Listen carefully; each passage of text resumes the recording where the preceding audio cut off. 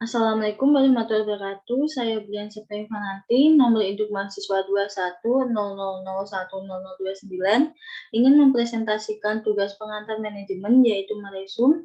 Saya mengambil dari buku Principle of Management. Pertama, bab yang akan saya jelaskan adalah managing dan performing. Peran manajer dalam organisasi ada peran informasi, peran penyebar, peran keputusan, dan peran kewirausahaan. Peran informasi, manajer dituntut untuk mengumpulkan, menyusun, menganalisis, menyimpan, dan menyebarluaskan berbagai jenis informasi. Peran penyebar, manajer menyampaikan informasi istimewa secara langsung kepada bawahan yang mungkin sebaliknya tidak memiliki akses ke sana. Peran keputusan,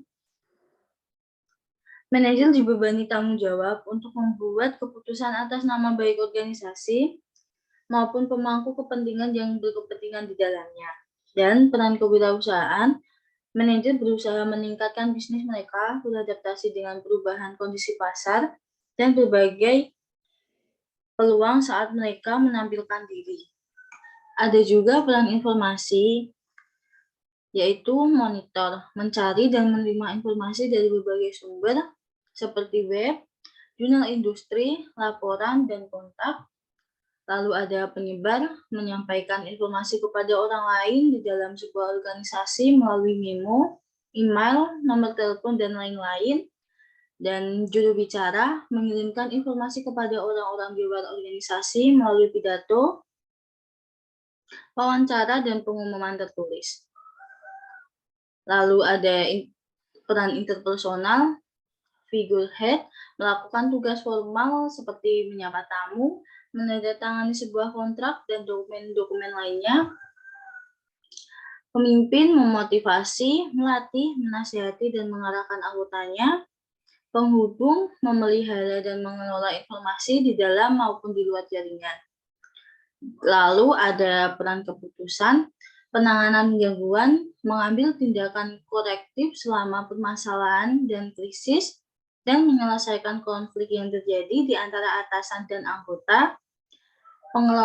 Pengalokasi sumber daya, memutuskan siapa yang berhak menerima sumber daya, mengelola jadwal dan beberapa anggaran perusahaan, dan perunding, mewakili tim dari departemen atau organisasi mengenai kontrak. Tanggung jawab apa yang dimiliki manajer? Menurut definisi, manajer terlibat dalam perencanaan, pengorganisasian, pengarahan, dan mengendalikan.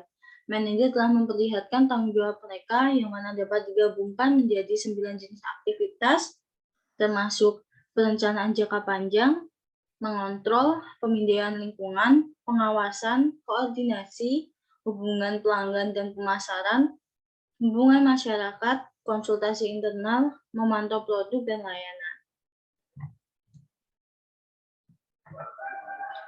Apa saja tanggung jawab yang ada dalam pekerjaan manajerial? Setiap manajer memiliki serangkaian tanggung jawab yang beragam, termasuk yang disebutkan di atas. Durasi waktu yang dihabiskan untuk setiap aktivitas dan kepentingannya, aktivitas itu bermacam-macam. Dua yang paling menonjol dari seorang manajer adalah tingkat manajer dalam hierarki organisasi, jenis departemen atau fungsi yang menjadi tanggung jawabnya. Piramida penjelasan manajerial hierarki, ada manajemen eksekutif, manajemen menengah, manajemen lini pertama, manajemen peringkat, dan bekas.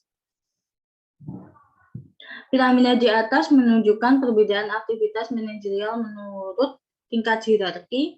Eksekutif senior akan mencurahkan lebih banyak waktu mereka untuk masalah konseptual,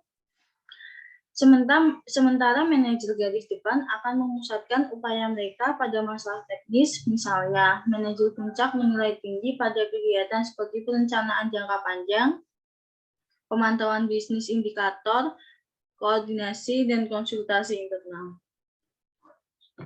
Sebaliknya, manajer tingkat bawah menilai tinggi dalam pengawasan karena tanggung jawab mereka adalah untuk menyelesaikan tugas melalui karyawan. Tingkat manajer menengah dekat tengah untuk semua kegiatan, kita dapat membedakan tingkat jenis keterampilan manajerial, yaitu keterampilan teknis, Manajer harus memiliki kemampuan untuk menggunakan alat, prosedur, dan teknis daerah khusus. Lalu ada juga keterampilan hubungan manusia. Keterampilan hubungan manusia melibatkan kemampuan untuk bekerja dengan orang-orang yang memahami motivasi karyawan dan proses kelompok. Dan keterampilan konseptual. Keterampilan ini mewakili kemampuan manajer untuk mengatur dan menganalisis informasi untuk meningkatkan kinerja organisasi. Manajemen oleh departemen atau fungsi. Selain dalam hierarki, tanggung jawab manajerial juga berbeda sehubungan dengan jenis departemen atau fungsi. Misalnya, manajer departemen manufaktur akan memusatkan upaya mereka pada produk dan jasa, pengendalian dan pengawasan. Manajer pemasaran sebagai perbandingan kurang fokus pada perencanaan, koordinasi, dan konsultasi, serta lebih banyak lagi tentang hubungan pelanggan dan kontak eksternal. Manajer di bidang akuntansi dan keuangan juga berkaitan dengan pengendalian dan pemantauan indikator kinerja. Sementara manajer sumber daya manusia memberikan keahlian konsultasi, koordinasi, dan kontak eksternal. Penekanan dan intensitas aktivitas manajerial sangat bervariasi menurut departemen tempat manajer ditugaskan. Di banyak perusahaan, manajer dirotasi melalui departemen saat mereka naik dalam hierarki. Bab selanjutnya adalah etik, corporate responsibility, and sustainability. Pertama, apa sih definisi etika dan etika bisnis? Etika dasarnya melibatkan bagaimana kita bertindak, hidup, menjalani hidup kita, dan memperlakukan orang lain. Pilihan dan proses pengambilan keputusan kita, serta prinsip dan nilai moral kita yang mengatur perilaku kita mengenai apa yang benar dan salah juga merupakan bagian dari etika. Etika normatif mengacu pada bidang etika yang berkaitan dengan pertanyaan kita bagaimana seharusnya kita hidup dan bertindak. Etika bisnis adalah etika terapan yang berfokus pada situasi dunia nyata dan konteks serta lingkungan di mana transaksi terjadi. Bagaimana seharusnya kita menerapkan nilai-nilai kita pada cara kita menjalankan bisnis. Etika dan etika bisnis terus mendapatkan pengaruh di perusahaan, universitas, dan perguruan tinggi secara nasional maupun internasional. Dimensi etika tingkat individu. Jenis nilai apa yang mempengaruhi etika bisnis di tingkat individu? Etika bersifat pribadi dan unik bagi setiap individu. Pengambilan keputusan yang etis juga melibatkan individu, kelompok, organisasi, dan bahkan negara lain. Pemangku kepentingan dan pemegang saham seperti yang akan kami jelaskan, Kenneth Goodfaster dan Laura Ness, mencirikan setidaknya 3 dimensi atau tingkat etika yang membantu menjelaskan bagaimana nilai norma dan perilaku individu dan kelompok dari pemangku kepentingan yang berbeda berinteraksi dan merespon dengan tujuan mewujudkan hubungan yang tertib, adil, dan adil satu sama lain dalam bertransaksi. Prinsip etis dan pengambilan keputusan yang bertanggung jawab. Apa prinsip-prinsip etika utama yang dapat digunakan oleh individu dan organisasi? Sebelum beralih ke tingkat etika organisasi dan sistem, kita membahas prinsip-prinsip etika klasik yang sangat relevan sekarang dan keputusan mana yang dapat dan dibuat oleh individu, organisasi, dan pemangku kepentingan lainnya yang memilih cara bertindak yang berprinsip dan bertanggung jawab terhadap orang lain.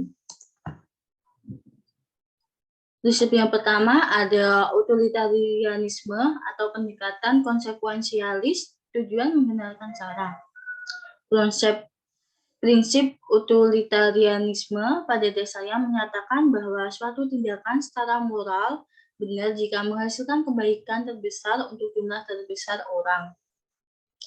Lalu ada universalisme, pendekatan berbasis tugas.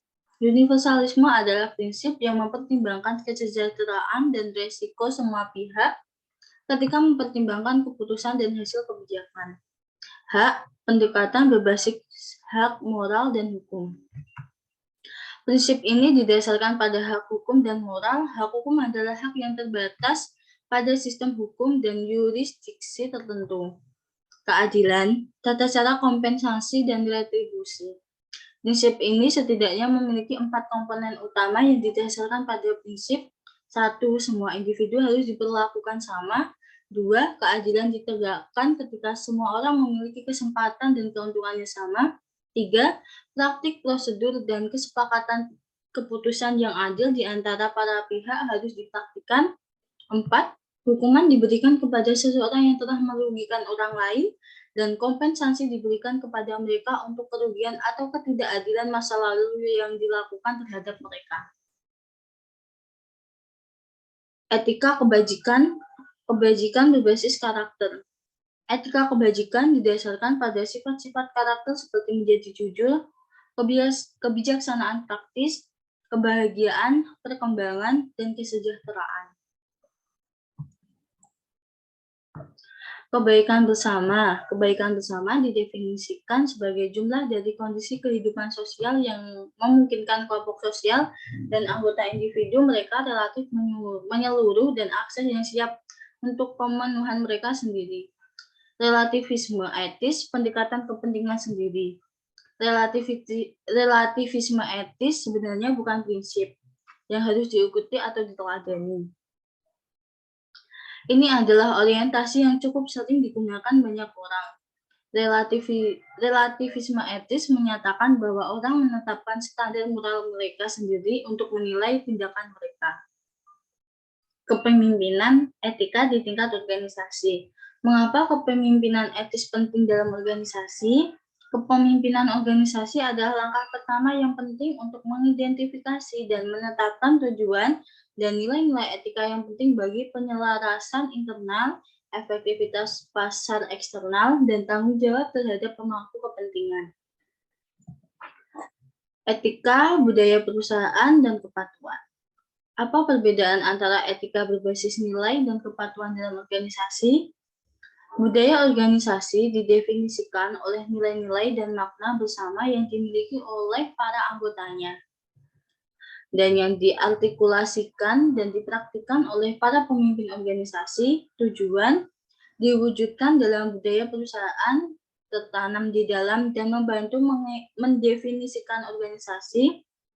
Exchange, salah satu pakar budaya yang paling berpengaruh, juga mendefinisikan budaya perusahaan organisasi sebagai pola asumsi diam-diam bersama yang dipelajari atau dikembangkan oleh suatu kelompok saat memecahkan masalah, adaptasi eksternal, dan integrasi internal yang telah bekerja cukup baik untuk dipertimbangkan. Oleh karena itu, untuk diajarkan kepada anggota baru sebagai cara yang benar untuk memahami, berpikir, dan merasakan dalam kaitannya dengan masalah tersebut. Tanggung jawab sosial perusahaan atau CSR. Nilai apa yang ditawarkan program CSR kepada organisasi dan masyarakat? CSR berkontribusi pada bentuk lain dari pengaturan diri yang melangkah lebih jauh dan melibatkan perusahaan yang mengambil tindakan untuk membantu orang dan lingkungan. CSR digambarkan sebagai keyakinan bahwa perusahaan memiliki tanggung jawab sosial di luar keuntungan murni. Dengan kata lain, perusahaan adalah entitas sosial dan karenanya mereka harus memainkan peran dalam masalah sosial saat ini. Mereka harus menganggap serius kewajiban mereka kepada masyarakat dan secara efektif dan secara aktif berusaha memenuhinya. Dengan demikian, perusahaan harus menggunakan proses pengambilan keputusan untuk mencapai lebih dari sekadar kesuksesan finansial dengan asumsi bahwa CSR merupakan bagian integral dari strategi jangka panjang yang optimal. Manajemen pemangku kepentingan. CSR dan manajemen pemangku kepentingan adalah pendekatan yang saling melengkapi. Teori pemangku kepentingan berpendapat bahwa perusahaan harus memperlakukan semua konstituen mereka secara adil, dan hal itu dapat memperkuat reputasi perusahaan, hubungan pelanggan, dan kinerja di pasar. Jika organisasi ingin menjadi efektif, mereka akan memperhatikan semua dan hanya hubungan yang dapat mempengaruhi atau dipengaruhi oleh pencapaian tujuan organisasi. Etika di seluruh dunia. Apa masalah etika yang kita temui di lingkungan global? Organisasi yang beroperasi secara global sering menghadapi tantangan etika yang sangat berat karena berbagai faktor budaya, politik, ekonomi, teknologi, dan pasar. Semakin besar kompleksitas lingkungan, semakin besar potensi masalah etika dan kesalahpahaman bagi organisasi global. Tren yang muncul dalam etika, CSR, dan kepatuhan mengidentifikasi perakiraan tentang masalah etika dan tanggung jawab sosial perusahaan kontemporer, kan yang diprediksi dalam etika, kepatuhan, dan tanggung jawab sosial perusahaan untuk perusahaan, pemerintah, dan profesional Fortune 500 oleh Navix Global meliputi pergeseran dalam kekuatan suara dalam pelecehan, efek pintu kaca, membantu bencana nasional yang tiba-tiba menjadi tidak hanya menimbulkan malapetaka bagi penduduk yang rentan, tetapi juga bagi organisasi yang tidak siap. Privasi data menjadi perhatian yang lebih besar bagi Chief Compliance Officer di perusahaan, dan lain-lain. Bab selanjutnya ada leadership atau kepemimpinan. Kepemimpinan sering didefinisikan sebagai hubungan pengaruh sosial atau interpersonal antara dua orang atau lebih yang bergantung satu sama lain untuk mencapai tujuan bersama tertentu dalam situasi kelompok.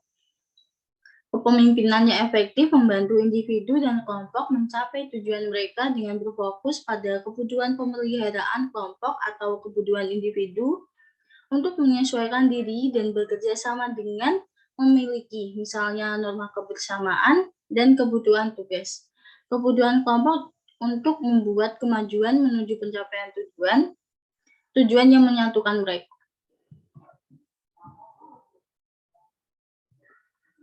Pemimpin versus manajer. Dua konsep ganda, pemimpin dan manajer. Kepemimpinan dan manajemen tidak dapat dipertukarkan, juga tidak berlebihan. Namun, perbedaan antara keduanya bisa membingungkan. Dalam banyak kasus, untuk menjadi manajer yang baik, seseorang perlu menjadi pemimpin yang efektif. Banyak CEO telah direkrut dengan harapan bahwa keterampilan kepemimpinan mereka, kemampuan mereka untuk merumuskan visi dan membuat orang lain membeli visi itu akan mendorong organisasi ke depan. Selain itu, kepemimpinan yang efektif seringkali membutuhkan kemampuan untuk mengelola, menetapkan tujuan, merencanakan, merancang, dan mengimplementasikan strategi, membuat keputusan dan memecahkan masalah, serta mengatur dan mengontrol. Apa proses yang terkait dengan orang-orang yang datang ke posisi kepemimpinan?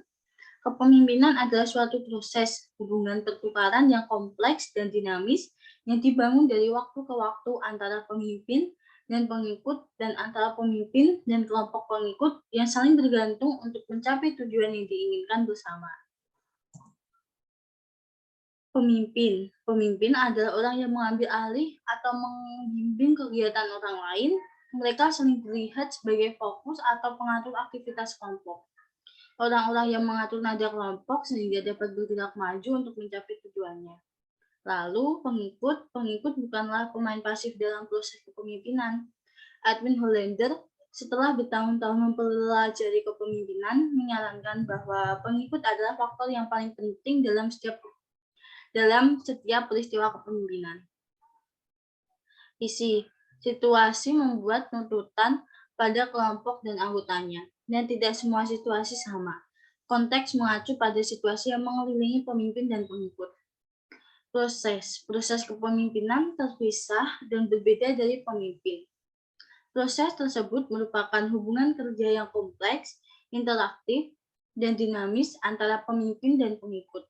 Hubungan kerja ini yang dibangun dari waktu ke waktu diarahkan untuk memenuhi kebutuhan, pemeliharaan, dan tugas kelompok. Jenis pemimpin. French dan Raven memberi kita Tipologi berguna yang mengidentifikasi sumber dan jenis kekuasaan yang mungkin tersedia bagi para pemimpin. Ada kekuatan hadiah, kekuatan koersif, kekuatan referensi, kekuatan ahli, dan kekuasaan yang sah. Kekuatan hadiah. Kekuatan yang dimiliki seseorang karena percaya bahwa dia dapat memberikan penghargaan atau hasil seperti uang atau pengakuan yang diinginkan orang lain. Kekuatan koersif. Kekuatan koersif yang dimiliki seseorang karena orang percaya bahwa dia dapat menghukum mereka dengan menimbulkan rasa sakit atau dengan menahan atau mengambil sesuatu yang mereka hargai. Kekuatan referensi. Kekuatan yang dimiliki seseorang karena orang lain bergaul atau diterima olehnya. Kekuatan ahli. Kekuasaan yang dimiliki seseorang karena orang lain percaya bahwa dia memiliki dan bersedia untuk berbagi pengetahuan ahli yang mereka butuhkan. Lalu terakhir ada kekuasaan yang sah, kekuatan yang dimiliki seseorang karena orang lain percaya bahwa dia memiliki hak untuk mempengaruhi karena dan bahwa mereka harus patuh. Pendekatan sifat dan kepemimpinan. Apa perspektif sifat tentang kepemimpinan? Sarjana Yunani, Romawi, Mesir, dan Cina kuno sangat tertarik pada pemimpin dan kepemimpinan. Tulisan-tulisan mereka menggambarkan pemimpin sebagai pahlawan. Homer dalam puisinya The Odyssey menggambarkan Odysseus selama dan setelah perang Troya sebagai seorang pemimpin hebat yang memiliki visi dan kepercayaan diri. Putranya, Telemachus, di bawah pengawasan mentor, mengembangkan keberanian dan keterampilan kepemimpinan ayahnya. Dari cita-cita seperti itu muncul teori kepemimpinan orang hebat dan titik awal untuk studi kepemimpinan kontemporer. Riset sifat kepemimpinan. Pertama, menyetir, motivasi kepemimpinan, kejujuran dan integritas, percaya diri, kemampuan kognitif, pengetahuan tentang bisnis, dan sifat lainnya seperti karisma, kreativitas, orisinalitas, dan fleksibilitas atau adaptasi. Pendekatan perilaku untuk kepemimpinan. Apa perspektif perilaku tentang kepemimpinan? Pertama, sifat pemimpin itu penting. Orang yang diberkahi dengan hal yang benar lebih mungkin muncul sebagai pemimpin dan menjadi pemimpin yang efektif daripada individu yang tidak memiliki karakteristik ini. Kedua, ciri-ciri hanya merupakan bagian dari cerita. Sifat hanya menjelaskan sebagian mengapa seseorang menjadi pemimpin dan mengapa mereka atau bukan pemimpin yang efektif. Menurut teori jalur tujuan, ada 4 dimensi penting dari perilaku pemimpin yang masing-masing sesuai dengan serangkaian tuntutan situasional tertentu. Kepemimpinan yang mendukung, kepemimpinan yang direktif, kepemimpinan yang partisipatif, kepemimpinan yang berorientasi pada prestasi, lalu ada pengganti dan penetralisir kepemimpinan. Apa yang dimaksud dengan konsep pengganti kepemimpinan? Perilaku kepemimpinan dapat memperjelas harapan peran, motivasi anggota organisasi, atau memuaskan anggota. Dalam beberapa kasus, pengganti ini melengkapi perilaku seorang pemimpin, kadang-kadang karakteristik anggota kelompok yang membuat kepemimpinan kurang diperlukan. Seperti ketika seseorang pengrajin ahli atau pekerja yang sangat terampil melakukan sesuai dengan standarnya sendiri yang tinggi tanpa memerlukan dorongan dari luar. Terkadang, karakteristik tugas mengambil alih seperti ketika pekerjaan itu sendiri memecahkan masalah yang menarik atau mengerjakan pekerjaan yang sudah dikenal secara intrinsik memuaskan. Ini adalah tabel pendukung atau penetralisir dari karakteristik bawahan dan karakteristik organisasi. Penetralisir kepemimpinan di sisi lain tidak membantu. Mereka mencegah para pemimpin bertindak seperti yang mereka inginkan. Kepemimpinan transformasional, visioner, dan karismatik. Apa proses yang terkait dengan orang-orang yang datang ke posisi kepemimpinan? Kepemimpinan adalah suatu proses hubungan pertukaran yang kompleks dan dinamis yang dibangun dari waktu ke waktu antara pemimpin dan pengikut dan antara pemimpin dan kelompok pengikut yang saling bergantung untuk mencapai tujuan yang diinginkan bersama. Pemimpin transformasional dan visioner. Pemimpin yang menganut gagasan bahwa jika tidak rusak, jangan diperbaiki. Sering digambarkan sebagai pemimpin transaksional. Mereka sangat berorientasi pada tugas dan instrumental dalam pendekatan mereka, sering mencari insentif yang akan mendorong pengikut mereka ke dalam tindakan yang diinginkan. Kepemimpinan karismatik. Ronald Reagan, Jesse Jackson, dan Ratu Elizabeth, saya memiliki kesamaan dengan Martin Luther King, Jr., Indira Gandhi, dan Winston Churchill. Efektivitas para pemimpin ini sebagian berasal dari karisma mereka. Daya tarik magnetis khusus dan daya tarik yang membangkitkan loyalitas dan antusiasme masing-masing memberikan pengaruh pribadi yang cukup besar untuk mewujudkan peristiwa-peristiwa besar. Sulit membedakan pemimpin karismatik dan transformasional. Pemimpin transformasional sejati dapat mencapai hasil mereka melalui daya tarik kepribadian mereka. Dalam hal ini, kedua tipe pemimpin tersebut pada dasarnya adalah satu dan sama. Namun, pentingnya untuk dicatat di bawah tidak semua pemimpin transformasional memiliki aura pribadi. Kebutuhan kepemimpinan di abad 21. Seperti apa pemimpin masa depan? Profesor Conjet menyarankan bahwa pemimpin efektif abad ke-21 harus banyak hal. Mereka harus menjadi oportunis strategis, hanya visioner organisasi yang akan menemukan peluang strategis sebelum bersaing. Mereka harus sadar secara global dengan 80% organisasi saat ini menghadapi persaingan asing yang signifikan. Pengetahuan tentang pasar luar negeri, ekonomi global, dan geopolitik sangat penting. Mereka harus mampu mengelola organisasi yang sangat terdesentralisasi. Gerakan menuju organisasi dengan keterlibatan tinggi akan semakin cepat seiring dengan tuntutan lingkungan dan akan kecepatan. Fleksibilitas, pembelajaran, dan lean organisasi yang meningkat. Sekian dari saya. Wassalamualaikum warahmatullahi wabarakatuh.